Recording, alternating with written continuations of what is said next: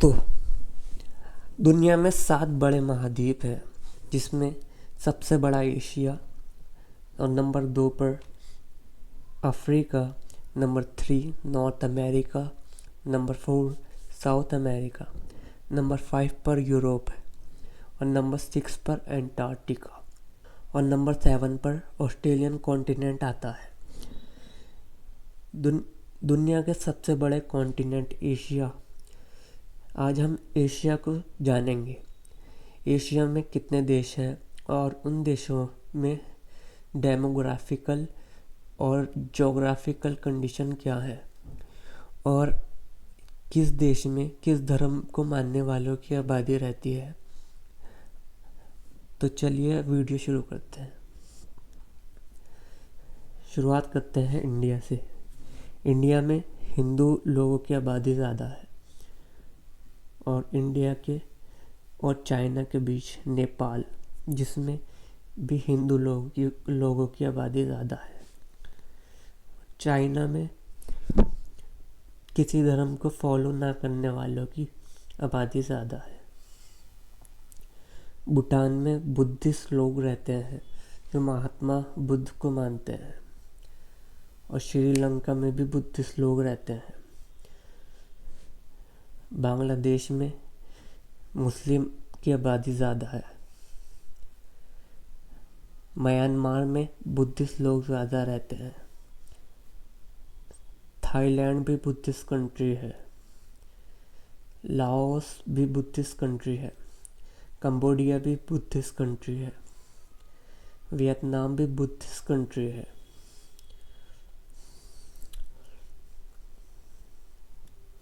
Malaysia एक मुस्लिम आबादी वाला देश है। मलेशियन लोग ज़्यादातर मुस्लिम्स हैं। ब्रूनेई, ये छोटा सा देश भी मुस्लिम कंट्री है। इंडोनेशिया, जो कि एक मुस्लिम कंट्री है और दुनिया का सबसे बड़ा आर्किपेलागो कंट्री भी है। इंडोनेशिया की आबादी 26 करोड़ है। इसमें ज़्यादातर लोग मुस्लिम रहते हैं और ये मुस्लिम आबादी वाला सबसे ज़्यादा मुस्लिम आबादी वाला देश भी है। इंडोनेशिया कई सारे आइलैंड से मिलकर बनता है। ऐसे बने कई सारे आइलैंड से बने देशों को आर्किपेलागो कंट्री कहा जाता है। इधर फिलीपींस भी दिखेगा आपको। फिलीपींस में क्रिश्चियन पॉपुलेशन ज़्यादा है। ताइवान में बुद्धिस्ट और क्रिश्चियन ज़्यादा है। चाइना में किसी धर्म को ना मानने वाले लोग रहते हैं। नॉर्थ कोरिया में बुद्धिस्ट, साउथ कोरिया में बुद्धिस्ट एंड क्रिश्चियन और जापान में ट्रेडिशनल धर्म को फॉलो करने वाले और बुद्धिस्ट लोगों की आबादी ज़्यादा है। मंगोलिया में भी बुद्धिस्ट लोगों की आबादी ज़्यादा है।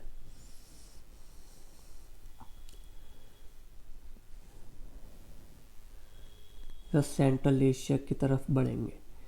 सेंट्रल एशिया में 5 कंट्रीज़ को गिना जाता है। Number 1 Kazakhstan, number 2 Uzbekistan, number 3 Turkmenistan, number 4 Tajikistan, number 5 Kyrgyzstan. इन पांचों देशों में तुर्क लोग ज़्यादा रहते हैं। ये पूर्व सोवियत संघ का पार्ट थे। ये 1991 में रूस से अलग होकर ये अलग कंट्री बने हैं। इन पांचों देशों में मुस्लिम आबादी ज़्यादा है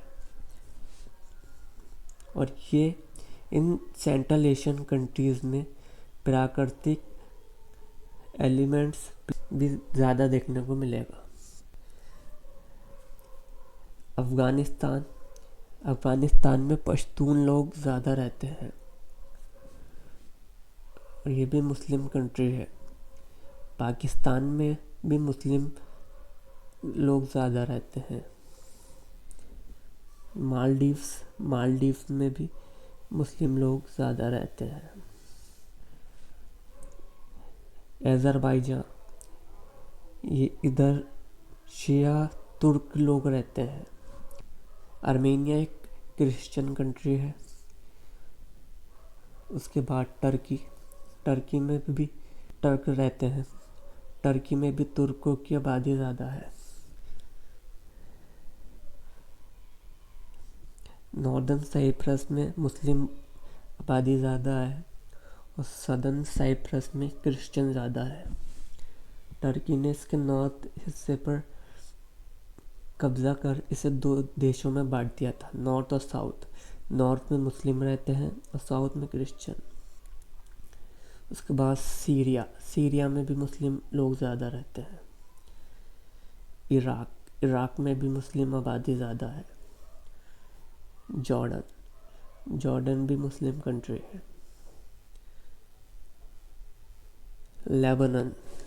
लेबनान भी एक मुस्लिम कंट्री है।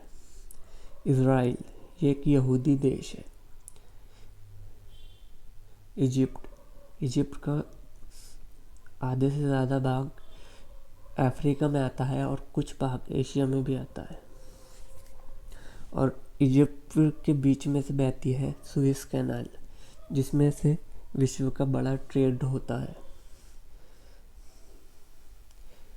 उसके बाद आता है सऊदी अरेबिया, जिसमें मक्का और मदीना जैसे पवित्र शहर भी हैं, जिसमें मुस्लिम की आबादी ज़्यादा है। कुवैत भी एक मुस्लिम कंट्री है। Iran, Iraq, Kuwait, Saudi, Qatar, Bahrain और यूएई, इन सभी देशों में इस्लाम फॉलो किया जाता है और ये सभी प्राकृतिक रूप से धनी है। इन देशों में प्राकृतिक गैस और तेल के भंडार पाए जाते हैं। इधर ओमान और यमन, ये दोनों भी मुस्लिम कंट्रीज़ हैं। आज हमने एशिया के सभी देशों को जाना और उनकी ज्योग्राफिकल कंडीशन को जाना। अगले वीडियो में हम अफ्रीका के सभी देशों को जानेंगे। तो मिलेंगे इस वीडियो के अगले पार्ट में। तब तक के लिए goodbye and never forget to subscribe and like the video. Bye bye.